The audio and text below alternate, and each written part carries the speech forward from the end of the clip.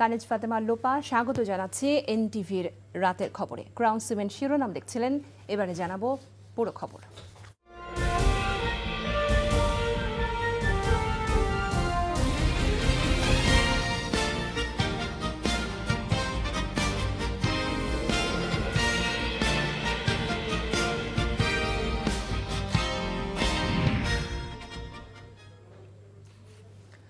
শান্তিপূর্ণ ও উৎসবমুখর নির্বাচন শেষে দেশের বিভিন্ন স্থান থেকে ফলাফল আসতে শুরু করেছে।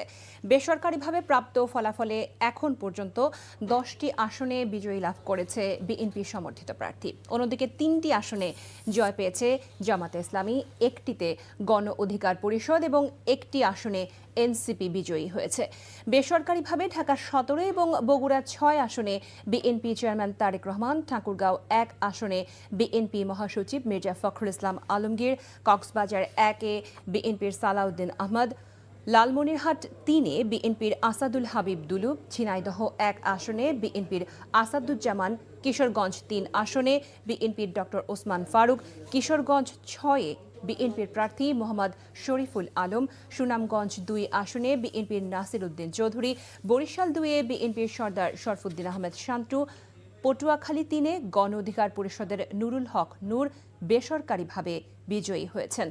কুমিল্লা 11-তে জামায়াতের নায়েবে আমির সৈয়দ আবদুল্লাহ মোহাম্মদ তাহের, মেহেরপুর 2 আসনে দাড়িপাল্লার প্রার্থী নাজমুল হুদা, মেহেরপুর 1 আসনে দাড়িপাল্লার প্রার্থী তাজউদ্দিন আহমদ খান, যশোর 4 আসনে দাড়িপাল্লার প্রার্থী গোলাম রসুল ও কুমিল্লা 4 আসনে এনসিপির প্রার্থী হাসনাত আবদুল্লাহ জয়ী হয়েছেন।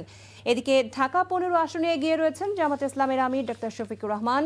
ঢাকা 11 আসনের একটি কেন্দ্রের প্রাপ্ত ফলাফলে এগিয়ে আছেন এনসিপির আহ্বায়ক নাহিদ ইসলাম। এছাড়াও দেশের 299 আসনে অনুষ্ঠিত বিভিন্ন কেন্দ্র থেকে ফলাফল গণনার কাজ চলমান রয়েছে।